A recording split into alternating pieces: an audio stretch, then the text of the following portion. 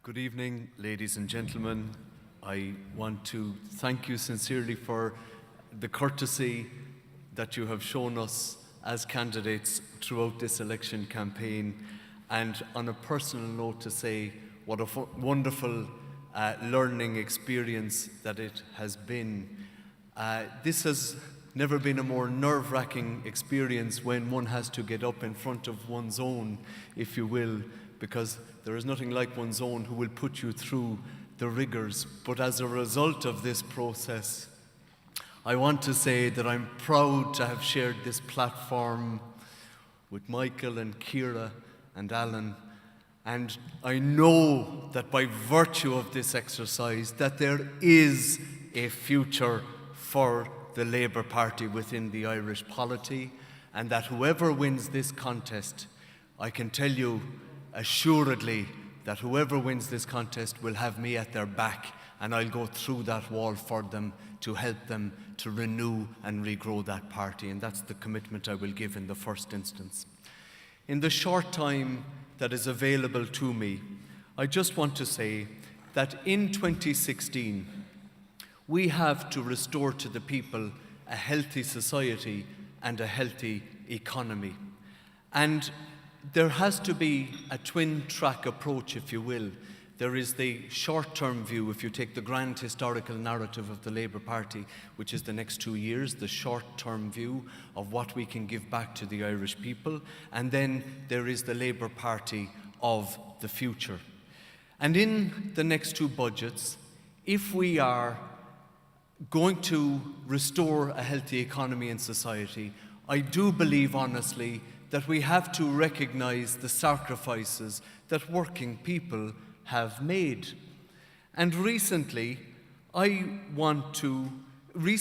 took possession of a paper by Jack O'Connor, wherein, and I think this articulates it perfectly in terms of Labour's position in government, when he speaks about the overall fiscal adjustment, he spoke about the fact, and I quote, "It is worth remembering that the Fine Gael party specifically committed to reduce the budget deficit to 3% by 2014, and that tax increases would constitute 27% of the adjustment."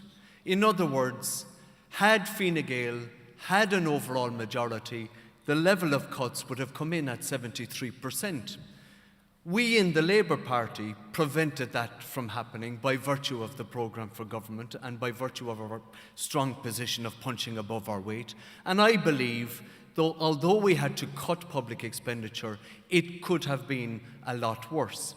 But we must recognise the sacrifices that people have made. And in the short term, the 2 years to 2016, I feel now is the time to engage with our stakeholders, people like Jack O'Connor, the Nevin Institute, and so on, and task in terms of what it is that we can do to redistribute some of the sacrifices that people have made. And I, for one, would advocate that if we are 460 odd million ahead of profile in the current tax take, and if in a full year that amounts to 900 and odd million, then I believe that through the universal social charge, we must look at ways of delivering something back to working people so that, even if it is a modest amount, it is something that will allow them some degree of comfort knowing that their sacrifices were not in vain.